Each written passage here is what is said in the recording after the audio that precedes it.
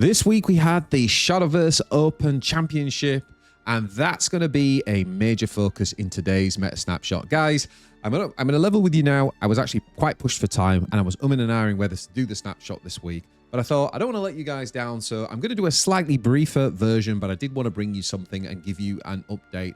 But of course, go back and watch last week and the previous weeks. I try not to go over just the same decks week in, week out, just to give you guys something new and new variety. So the decks I'm going to show you today will be different to what you've seen previously. But of course, if you want to find out what the actual lists are for previous decks, then you can go back and look at last week. Thanks for all the support, guys. We are climbing closer and closer to that 5K subscriptions. So I really appreciate all that. And let's dive straight in with this week's, which is week 4, meta snapshot for Skybound Dragons.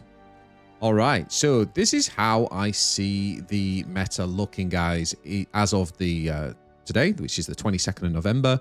And you can see a few movements from last week, not too many. Stormhaven has gone up slightly, up to the top of tier 4, and the main reason for that is somebody posted actually hitting beyond with this with a deck list, so we're going to take a look at that. I've also raised Aggro Abyss and Evo Tempo because I've had some new versions of both of those decks doing quite well, actually, posting some high scores. So we got a little bit of data, a little bit of evidence there that they're slightly better than these, which are kind of in the kind of somewhat memey category at this season. So I think they managed to go up from tier 4 to the bottom of tier 3.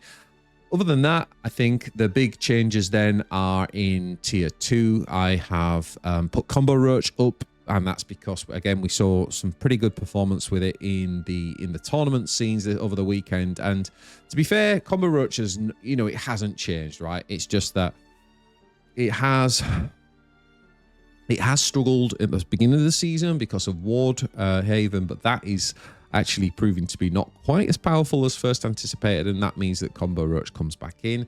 It's still pretty good at preying into some of the top decks, although, you know, I think things like Loot Sword can still beat it down first. But anyway, I think Combo Roach deserves to be in tier 2, not tier 3. And the other big change you can see is that Evo Abyss has dropped down. Now, Evo Abyss, shout out to Ziff. Ziff posts a lot of good data, actually, about the major tournaments, and Ziff showed in his data that a lot of people brought Evo Abyss to the Open Championship, but actually it was one of the worst performing decks, so slightly overrated. I think it's safe to say that the mode Evo Hybrid is probably, you know, overall slightly better, although Evo Abyss is actually massively favored into that matchup, so that's something to factor in. I think Evo Abyss is going to become more of a prey deck, to be honest, but it's still a good deck, don't get me wrong. It's definitely tier 2, but I think I had it at the bottom of tier 1 last week, and I think this week it has to drop down to tier 2. So that's how the meta looks, guys, this week. What I'm going to do is just pick out some decks. I'm not going to go through, give you a deck list for every one of these. As I said in the intro, you can go back and check out, you know, last week and the previous week's version to fill in the gaps. But I am going to bring you some interesting decks now, starting with the Stormhaven that went up in tier 4. So, or Amulet Haven is sometimes called as well. So this is the Amulet Haven deck that reached beyond. And, you know, that's awesome. You know, I think that's really, really cool to see, because it's probably like the third archetype for Haven, you know, behind kind of like Ward and Crest. So the fact that someone managed to play this to beyond deserves a lot of respect. But it's pretty cool. It's pretty cool, you know, like you've got the Serene Sanctuary, the Pact of the Beast, and the Winged Lion statue that you can kind of play down early, and then the things pop, and then you have this massive comeback in the mid-game, right? You've got like the good AoE from Salefa and Blinding Faith and Unholy Vessel.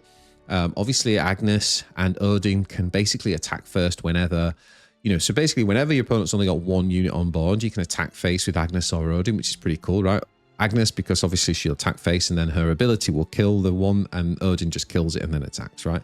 So they just kind of give you the chip damage. Rodeo can obviously pull, thin your deck, bring out all the amulets for setup, and basically you chip down till you get to the point there where obviously Sacred Griffin can come on and get the win. So yeah, it's a really interesting build. It's probably the best I've seen, to be honest. And if you want to play this type of Haven, this is probably the way to go. Still don't think it's the easiest deck to play by any means, but there you go, guys. There's an interesting new variant for you to go and be trying this season.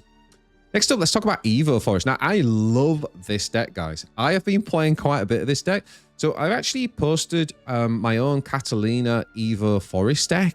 So go and check that video out. And Catalina was doing well for me. And I then came upon this version from Dayan, and he's a really good Forest player. And I really love this version of Evo Forest. I think it's speeded up the Evo Forest. We've dropped the Odins. We've dropped... even like the Congregant 9 drops, like it's super. We've even dropped like the Glade in the 5-drop slot because you kind of don't need it, right? Things like Kupatam, things like Uriel, they can kind of do the same thing. And a Hamlet allows you to get the draw that you would have got from Glade, but much, much earlier. So this basically feels like an improved take at the Evo archetype for Forest. And I think that's really encouraging because many people were saying that, you know, it was slightly under the power curve. And don't get me wrong, I'm still not claiming this is like tier 1, but I do think that it has just increased the speed and therefore the power a tiny bit. And I'm finding this deck a lot of fun to play. So I'll probably do a more full-on deck guide for it. Okay, so obviously, you can grab the QR codes here if you want to get the deck list. Now, this is the Aggro Abyss. Now, I've not updated an Aggro Abyss list for quite some time, so I'm kind of happy to be able to bring you this. And what I love about it, we've sort of dropped the Agril and the bats from this version. It's kind of just like really sort of curve orientated. And then we have the single copy of Corruption in there, which basically... it's kind of like an AoE clear, right? It does like -2/-2. But what it also does is it puts you and your opponent on a clock, right? So you're basically both going to be taking 1 damage at the start of your turn. But obviously, as the Aggro Abyss player, you're like, I'll take that deal every day of the week because you're basically one of, if not the fastest deck in the game, right? So, yeah. I really, really like it. Really like the idea. I think Baal's a nice new card that's come in this season that really adds to this list as well, right? Being able to come on down and buff not just itself, but a unit that's already on the board.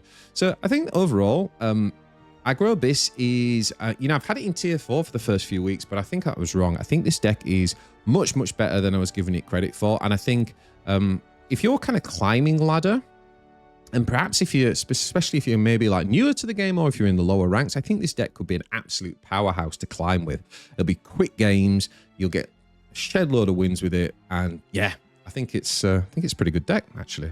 I'm going to definitely play a bit more of this week. Next up, we've got Mid Abyss. Now, obviously, as I said, the SVO Championship happened at the weekend, and this Mid Abyss deck actually made it to the semi-final. It only lost to the eventual winner, and I think it's a really good list, right? And one of the things is it's running the Undead Soldier in the 6th slot, not the new card. The new card's cool, but you know, there's too much banish at the minute, like Odin's and the Rune 2-drop and the Marwyn spell from Haven, right? There's quite a few things in the meta that just banish that card. So that card's amazing if it can't be banished, but I think the Undead Soldier is just a safer bet because the stickiness of both cards is evident, but I think the Undead Soldier stickiness is spread out across different units, and that's just a bit safer, especially against banish, as I say. So other than that, similar to the Aggro Abyss, you are you are playing kind of on curve and on tempo, but this deck just has a little bit more flexibility, right? It's not like us all in on the aggro. It's still pretty towards the aggro end of mid-range, with, you know, the Aragravy, the Rage of Serpents, the Storm, Mummies, and all that sort of stuff. But you have got Cerberus, and Cerberus is like a flex card, right? Like you can use it to heal or to do damage. And we're running Undead Soldier as well, which is very much a mid-range card. You wouldn't run that in aggro. But anything that your opponent leaves on board with Undead Soldier, Cerberus is just going to buff, right? So yeah, slightly different, but lots of options for you Abyss players this week.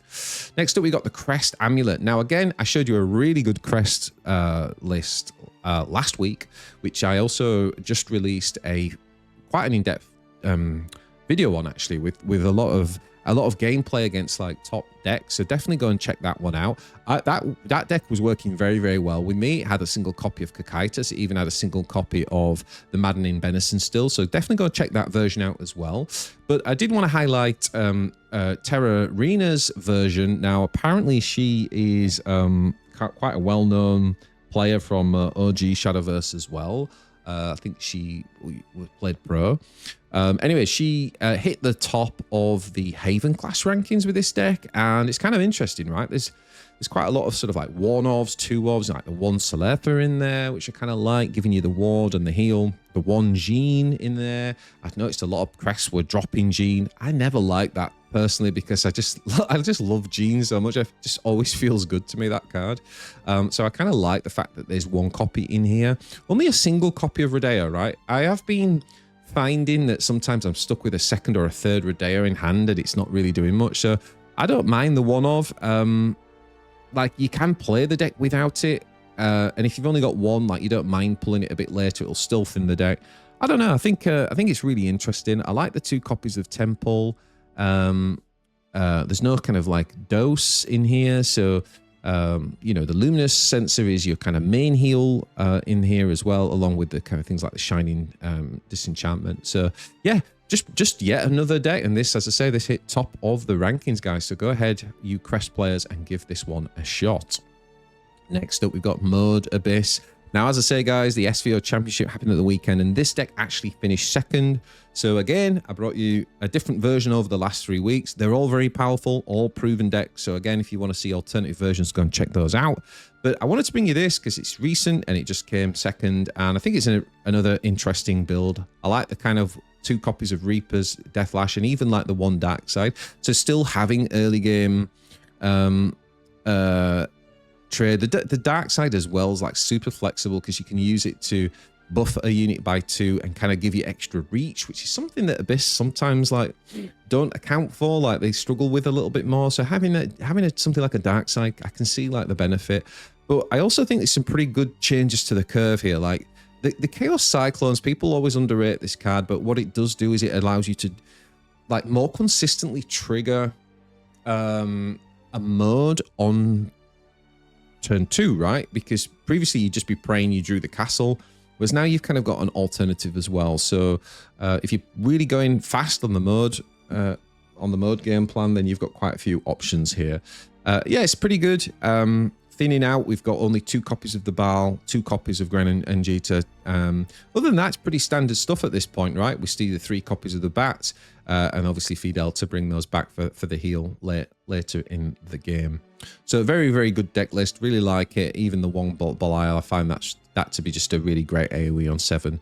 So I'm potentially giving you the Belial win con in certain matchups, but it's yeah, it's a good deck. Very, very good. Next up, we got Puppet Portal. Not too much has changed here, guys. Like the big thing is like whether you run the Liams or not. That seems to be like one of the big things it comes down to. You know, you can drop them. You can run 1 copy. But this deck did actually hit rank 1, so I'm keeping this one as my go-to. And last but not least, oh, it's not last but not least, we've got 2 more to go, but this is the Earth Rune deck in tier 1. Guys, this deck, this version that I'm bringing you here actually won was one of the winning decks. The winner of SVO Championship took Earth or Dirt Rune, and they took Loot Sword, and this is their rune version. And I've been playing this a lot because I'm gonna be honest with you, I actually was struggling with Dirt Rune. I wasn't doing very well with it at the start of the season, and I've kind of gone back to it, and I've gone through a bit of a lost streak, and then I picked this deck up and I just like made myself play it, and I'm starting to feel like I'm starting to like master the matchups now. Slightly different game plan depending on what you're going up against. Like you've got to know whether you're going for like a strong mid-range game with like Morelli into Norman, or if you're going for your Sandolphin kind of finish and playing for your Evos, or if you're playing for like a Lilanthium curve. So there are different kind of lines with this deck, but I actually think this version is super powerful. I really like the one of Valharia. I think this card has so many great targets. Like if you're playing against Abyss, for example, they put duplicates out of the same card a lot. I played against Evo Sword, and they used Seaphon and like produce 3 5/5s of the same type. I can't remember what card it was, but I just killed all of those. So I think Velharia is like really, really nice. Even in the mirror match, right? It's a really good way of taking out the barrier, the barriers from the Norman buddies. I've forgotten what they're called now. So yeah, Velharia is a nice little sneaky one-off in there. But I just feel like the balance in this particular version is, it just feels really, really, really good. I really like this deck a lot. So yeah, that is Earth Rune, and I think it's, to be honest, I think it's like it's probably the second best deck in the game right now. And the best, I'm gonna have to stick with Loot Sword, guys. I think as much as I really hate this deck. Nothing wrong with it, of course. It's just a personal choice, but I feel like this is the closest thing we've got to like a sort of toxic deck right now. We're about to get the balance patch this week, and if we're going to see a nerf, I'd love to see something in this. It's just, I don't know, like Zeta and Beer's just giving you yet another storm unit, right? If you Evo that's 5 damage to face, and in addition to what you already had, you know, like the Quick Blade, the Octrees, the Alberts, the Sinceros, the Odins, the Ravening Tentacles. There's so much face damage in this deck, guys. Super good. And again, the SVO champ winner, this is pretty much what he took, and multiple people have hit rank 1, including CQ as well. So overall, I just think this is like the best deck in the game right now. I don't like it, but that doesn't matter. It's still the most powerful deck. And so, yeah, that is the meta, guys. So overall, just a reminder what it looks like. Something like that. Like I say, let me know in the comments if you kind of aren't sure about some of the picks here, and maybe you disagree, maybe you think something should be higher or lower. Definitely let me know down below in the comments. As I say, I haven't gone over every single deck obviously there. If you're looking for the actual list, check out my link down below, leave that in the pinned comments to the deck list, and also you can go back to last week and the previous weeks to see him. Anyway, thanks for all the support, guys. Hit that thumbs up, and if you haven't subscribed yet, what are you waiting for? We're pushing 5k subs. We're going to do a big celebration stream when we do. It's going to be a lot of fun. So thanks for all the support, and I'll see you guys in the next one. Hopefully we'll have a balance patch to talk about too. Ciao for now.